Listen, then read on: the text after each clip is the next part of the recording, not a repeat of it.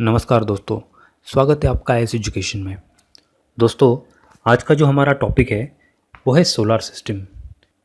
ये topic prelims के point of view से बहुत इम्पॉर्टेंट है, ना सिर्फ यूपीएससी लेकिन बहुत सारे कम्पिटिटिव एग्जामिनेशंस में इस टॉपिक पे लगातार क्वेश्चंस पूछे गए हैं।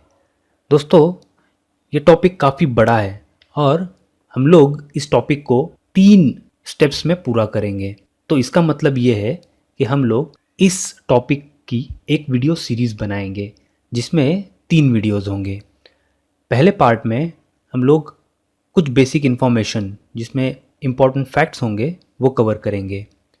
दूसरे पार्ट में हम लोग the sun and the 8 planets इनके बारे में पूरी तरह डिटेल में इन्फॉर्मेशन लेंगे।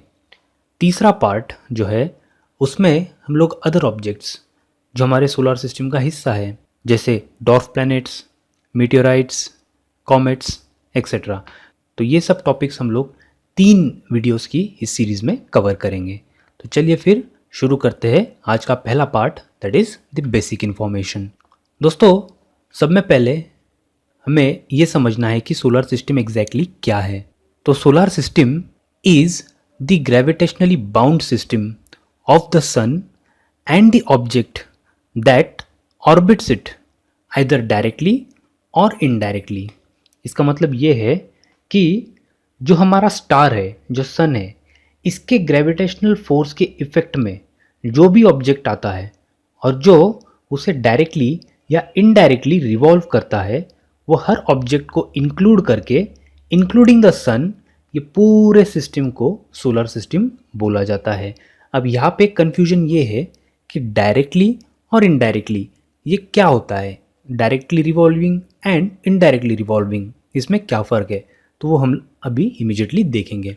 उससे पहले एक इम्पॉर्टेंट फैक्ट या इम्पॉर्टेंट पॉइंट हमें याद रखना है, वो ये है कि सोलर सिस्टम जो है इसका फॉर्मेशन आज से लगभग 4.6 बिलियन ईयर्स अगो हुआ है, मतलब लगभग 460 करोड़ साल पहले।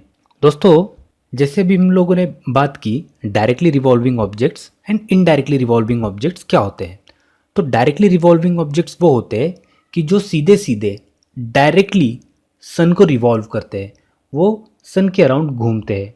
इसमें आते हैं हमारे 8 planets, dwarf planets, asteroids and other objects like meteorites, comets etcetera. इन सभी के बारे में हम आगे आने वाले वीडियोज़ में डिटेल में कवर करेंगे। ऑन दी अदर हैंड, जो इनडायरेक्टली रिवॉल्विंग ऑब्जेक्ट्स हैं, मतलब ऐसे ऑब्जेक्ट्स जो सन को तो रिवॉल्व करते हैं लेकिन डायरेक्टली नहीं, इनडायरेक्टली, उसमें आते हैं नेचुरल सैटेलाइट्स, जिसे हम लोग कैजुअली मून्स भी कहते हैं। जैसे हमारे अर्थ का मून है, एक्चुअल में वो रिवॉल्व कर रहा होता है अर्थ को, लेकिन साथ में अर्थ जो है वो सन को रिवॉल्व कर रही होती है। तो अर्थ के साथ साथ वो मून भी सन के चक्कर काट ही लेता है, तो इसे कहते हैं हम लोग इनडायरेक्टली रिवॉल्विंग ऑब्जेक्ट्स। तो इसमें सभी प्लैनेट्स की मून्स शामिल है। इनके बारे में भी हम लोग आगे आने वाले वीडियोस में डिटेल में कवर करेंगे। दोस्तों, कुछ फैक्ट्स हम लोग कवर करने जा रहे हैं। ये फैक्ट्स हमारे एग्जाम्स के पॉइंट ऑफ व्यू से बहुत ज़्यादा इंपॉर्टेंट होने वाले हैं। तो चलिए वन बाय वन वो फैक्ट्स हम देखते हैं। हमारे सोलर सिस्टम में जो मेन प्लैनेट्स है वो टोटल 8 है, जिनमें मर्क्यूरी, वीनस, अर्थ, मार्स, जुपिटर, सैटर्न, यूरेनस और नेपच्यून है। इन 8 प्लैनेट में से पहले जो 4 प्लैनेट्स है, namely Mercury, Venus, Earth and Mars, इन्हें इनर प्लैनेट्स या मोस्टली टेरेस्ट्रियल प्लैनेट्स कहा जाता है। टेरेस्ट्रियल प्लैनेट्स वो होते हैं जिनका क्रस्ट सॉलिड होता है। इसका मतलब ये कि हम लोग जब वहाँ पे लैंड करेंगे तो हमें जो उसका सरफेस है, जो क्रस्ट है, वो सॉलिड मिलेगा। In short, we can walk on it. On the other hand, जो अगले 4 प्लैनेट्स हैं उन्हें जोवियन प्लैनेट्स कहा जाता है। देखिए, ये नाम इंपॉर्टेंट है, ये आपको याद रखना है। जोवियन प्लैनेट्स, जिसमें जुपिटर, सैटर्न, यूरेनस और नेपच्यून होते हैं। ये जो 4 प्लैनेट्स है इन्हें गैस जायंट्स भी कहा जाता है, क्योंकि ये प्लैनेट्स के जो सरफेस है वो सॉलिड नहीं है, वो गैसियस है। इन शॉर्ट, ये बड़े बड़े गैस के गोले हैं, गैस के बॉल्स है। देखिए दोस्तों, क्वेश्चन इस तरीके से पूछा जा सकता है कि which of the following are jovian planets. इसमें 5 या 4 या 3 या जो कुछ भी नाम दिए रहेंगे और उसमें से आपको करेक्ट ऑप्शंस चूज़ करने होते हैं।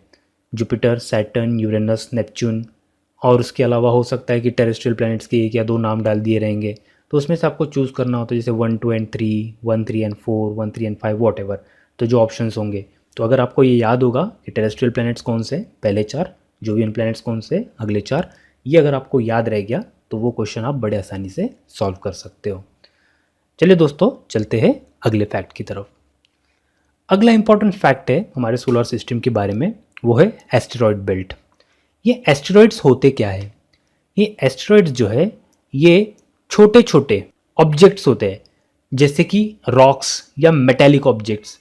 ये बहुत सिमिलर होते हैं उन ऑब्जेक्ट्स से जो हमारे टेरेस्ट्रियल प्लैनेट्स में मिलते हैं। आप इमेजिन कर सकते हैं अर्थ के ऊपर जो बड़े बड़े पत्थर है, उस तरीके के पत्थर एक पूरा बेल्ट बनाए। ये लाखों करोड़ों पत्थर है, ओके। और ये एक लंबा सा बेल्ट, जैसे आप इमेज में देख पा रहे हो नीचे, जैसे आप यहाँ पे देख पा रहे हो, ये एक पूरा बेल्ट जो है ये पत्थरों का, ये एस्टेरॉइड्स का, ये सॉलिड ऑब्जेक्ट्स होते हैं, ओके। ये पूरा जो बेल्ट है, इस बेल्ट में वो सन के अराउंड रिवॉल्व कर रहे होते हैं। इसका एक विजुअल भी हम लोग अभी देखेंगे तो आपको अच्छे से समझ में आएगा। लेकिन ये समझना है कि ये पूरा एक बेल्ट होता है जो रिवॉल्व कर रहा होता है सन के अराउंड। ये लाखों करोड़ों ये छोटे छोटे पत्थर है जिन्हें एस्टेरॉइड्स कहा जाता है। लेकिन इस टॉपिक में सब में इम्पॉर्टेंट पार्ट क्या है, तो वो ये है कि ये जो एस्टेरॉइड बेल्ट मिलता है ये 2 प्लैनेट्स के ऑर्बिट्स के बीच में मिलता है, और वो 2 प्लैनेट्स है मार्स एंड जुपिटर। तो ये हमको ध्यान रखना है, ये बहुत इंपॉर्टेंट पॉइंट है। ये इस पे क्वेश्चन यूपीएससी में भी पूछा गया और कई दूसरे कम्पिटिटिव एग्जामिनेशन में भी लगातार पूछा जाता रहा है। जब भी ये क्वेश्चन पूछा जाए, जैसा क्वेश्चन अगर पूछा जाएगा कि asteroid belt is located between the orbits of which planets, तो ऑप्शन होंगे अर्थ and Mars, Mars and Jupiter, Jupiter and Saturn etcetera, इस तरीके के ऑप्शन होंगे। तो उसमें आपको जो चूज़ करना होगा वो है मार्स एंड जुपिटर, तो ये याद रहे। तो चलिए हम लोग उसका एक विजुअल देख लेते हैं कि अगर एस्टेरॉयड बेल्ट से हम लोग गुजरेंगे तो किस तरीके का वो नज़र आएगा। तो यहाँ पे आप देख रहे होंगे, आपको वीडियो में दिखाई दे रहा होगा कि बहुत सारे पत्थर है और उसका एक बेल्ट है और उस बेल्ट के बीच में से गुजर रहे हैं। एक्चुअली इसके बीच में ज़्यादा स्पेस नहीं दिखाई है। ओरिजिनली इन एस्टेरॉयड्स के बीच में बहुत सारी स्पेस होती है, तो you can pass over it, okay. तो उम्मीद करता हूँ कि आपको समझने में शायद थोड़ी आसानी हो गई होगी थ्रू दिस विजुअल, ओके। तो चलिए बढ़ते हैं अगले इम्पॉर्टेंट फैक्ट की तरफ। अगला जो इम्पॉर्टेंट पार्ट है इस टॉपिक का वो है location of our solar system, कि हमारा सोलर सिस्टम एग्जैक्टली कहाँ पे लोकेटेड है। दोस्तों, यूनिवर्स में there are more than 400 billion galaxies. 400 billion से ज़्यादा गैलेक्सीज हमारे यूनिवर्स में मौजूद है। उन गैलेक्सीज में से एक गैलेक्सी है जिसका नाम है मिल्की वे। तो ये वाली गैलेक्सी है हमारी गैलेक्सी। तो हमारी गैलेक्सी का जो नाम है वो है मिल्की वे। दोस्तों, हमारी गैलेक्सी एक मीडियम साइज़ की गैलेक्सी है।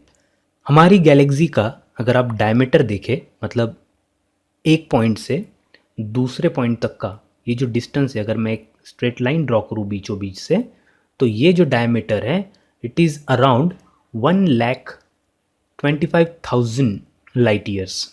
अब ये लाइट ईयर्स क्या है? जैसे हम लोग अर्थ पे मीटर में या किलोमीटर में डिस्टेंस काउंट करते हैं, वैसे इंटरस्टेलर स्पेस में जो डिस्टेंस काउंट किया जाता है वो लाइट ईयर में काउंट किया जाता है। तो देखो, ये भी एक एमसीक्यू बन सकता है कि लाइट ईयर्स में ये डिस्टेंस, द इंटरस्टेलर डिस्टेंस जो है वो काउंट किया जाता है। तो ये क्या है लाइट ईयर? वो ये है कि लाइट एक साल में कितना डिस्टेंस ट्रेवल करेगी, उस डिस्टेंस को हम लोग बोलेंगे 1 लाइट ईयर। 1 light year. अब कैलकुलेट अगर करना हो तो हम लोग ये देख सकते हैं कि लाइट की जो स्पीड है वो लगभग 3 लाख किलोमीटर्स पर सेकंड है। एक सेकंड में लाइट जो है वो 3 लाख किलोमीटर ट्रैवल कर सकती है। तो आप इमेजिन कर सकते हो, अगर एक सेकंड में 3 लाख तो एक मिनट में कितना, एक आवर में कितना, एक दिन में कितना, एक मंथ में कितना और एक साल में कितना। तो इतना लंबा डिस्टेंस जो होगा उसे 1 लाइट ईयर कहा गया। और जो हमारी गैलेक्सी है उसका जो डायमीटर है वो 1,25,000 लाइट ईयर्स है।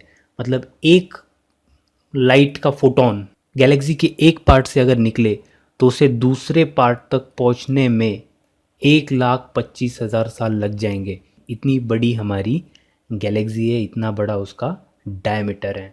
अब इस गैलेक्सी में हमारा जो लोकेशन है वो कहाँ पे है, तो यहाँ पे एक एरो आपको दिखाई दे रहा है। तो ये जो पॉइंट है, इस पॉइंट में एक स्टार है जो हमारा सन है। ये हमारी गैलेक्सी है, ये मिल्की वे है। और इस मिल्की वे में कहा जाता है कि 200 से लेके 400 बिलियन स्टार्स हैं। उन 200 से 400 बिलियन स्टार्स में से एक स्टार जो हमारा है, जो सन है। दोस्तों, ये जो गैलेक्सी है हमारी, ये स्पाइरल शेप की है, ओके, और ये रोटेट करती है। तो इसके अंदर जितने भी स्टार्स हैं, 200 से लेके 400 बिलियन स्टार्स, वो भी गैलेक्सी के सेंटर के चक्कर लगा रहे होते हैं। इसे हम लोग कहते हैं गैलेक्टिक सेंटर। यहाँ पे जो रेड स्पॉट आपको दिखाई दे रहा है, ये है गैलेक्टिक सेंटर। और इस गैलेक्टिक सेंटर के अराउंड जितने भी स्टार्स हैं वो सब चक्कर लगा रहे होते हैं, ओके। तो सन भी गैलेक्सी के अराउंड घूमता रहता है और अप्रॉक्सीमेटली उसे 250 मिलियन साल लगते हैं एक चक्कर लगाने में। अब अगर हम लोग कैलकुलेट करें कि गैलेक्टिक सेंटर से हमारा सन का डिस्टेंस कितना है, तो वो डिस्टेंस जो है वो लगभग 26,000 लाइट ईयर्स है। तो गैलेक्टिक सेंटर से हम लोग 26,000 लाइट ईयर्स दूरी पर है। दोस्तों, अगला इंपॉर्टेंट फैक्ट है कि हमारी गैलेक्सी मिल्की वे से सब में नज़दीक गैलेक्सी कौन सी है, और उस गैलेक्सी का नाम है एंड्रोमेडा गैलेक्सी। ये एक बहुत इंपॉर्टेंट फैक्ट है जो हमें याद रखना है। तो ये भी एक स्पाइरल गैलेक्सी है। ये लगभग मिल्की वे जैसी ही है, लेकिन साइज़ में थोड़ी मिल्की वे से बड़ी है, और इसके नंबर ऑफ स्टार्स भी मिल्की वे से ज़्यादा है।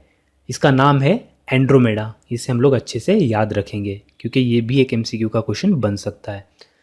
अब हमें इसके साथ ये भी याद रखना है कि ये जो एंड्रोमेडा गैलेक्सी है, ये लगातार मिल्की वे के नज़दीक आ रही है, और एक वक्त ऐसा आएगा कि जब मिल्की वे और एंड्रोमेडा एक दूसरे से कोलाइड कर जाएंगे। एक रिप्रेजेंटेशन आपको आपके राइट हैंड साइड में दिख रहा होगा बॉटम में। तो इस तरीके से कुछ ये दो गैलेक्सीज जो है ये एक दूसरे से कोलाइड करेंगे और कुछ सालों बाद मर्ज हो जाएंगे और एक नई गैलेक्सी बनाएंगे। और जो साइंटिस्ट है उसे कैजुअली मिल्कोमेडा कहते हैं। Milky Way plus Andromeda is Milkomeda. तो लगभग इसमें कितना समय लगेगा, तो ये दो गैलेक्सी लगभग माना जाता है कि 4.5 बिलियन ईयर्स के बाद टकराएगी। तो इसमें अभी काफ़ी वक्त बाकी है, लेकिन ऐसी गैलेक्सीज लगातार हमारे यूनिवर्स में कहीं ना कहीं कोलाइड होती रहती है। दोस्तों, अगला जो इम्पोर्टेंट क्वेश्चन है कि हमारे सन के नज़दीक, सबसे नज़दीक कौन सा स्टार है। तो एक्चुअल में हमारे सन से जो सब में करीबी स्टार है वो एक्चुअली एक स्टार नहीं है, वो एक पूरा सिस्टम है। 3 स्टार का सिस्टम है जिसका नाम है अल्फा सेंटोरी सिस्टम, जिसमें 2 बड़े हैं और एक छोटा है। जो 2 बड़े हैं उनका नाम है Alpha Centauri A and Alpha Centauri B. और ऑन दी अदर हैंड जो तीसरा स्टार है वो छोटा स्टार है प्रोक्सिमा सेंटोरी। इस इमेज में आप देख सकते हैं कि यहाँ पे आपको 2 स्टार्स दिखाई दे रहे हैं, अल्फा सेंटोरी और प्रोक्सिमा सेंटोरी। एक्चुअली में ये जो अल्फा सेंटोरी है ये 2 स्टार्स है, लेकिन दूर से देखने की बजाय, क्योंकि ये बहुत नज़दीक है, तो दूर से देखने की वजह से ये होता है कि आपको ये एक ही नज़र आता है। लेकिन एक्चुअली ये बाइनरी स्टार की सिस्टम है, इसमें 2 स्टार्स हैं। जैसे नज़दीक नज़दीक है वो, और एक दूसरे के चक्कर लगा रहे होते हैं। तो इस तरीके से वो एक दूसरे के अराउंड वो रिवॉल्व हो रहे होते हैं। और उसके अलावा एक तीसरा छोटा रेड डॉर्फ है यहाँ पे, जिसका नाम है प्रोक्सिमा सेंटोरी। और ये जो प्रोक्सिमा सेंटोरी है ये बदले में ये अल्फा सेंटोरी के चक्कर लगा रहा होता है। अगर आपको एक स्टार कोई पूछा जाए कि सब में नज़दीक कौन सा है, इन तीनों में से एक ही बताओ, तो आप सीधे सीधे प्रोक्सिमा सेंटोरी को मार्क कर सकते हैं।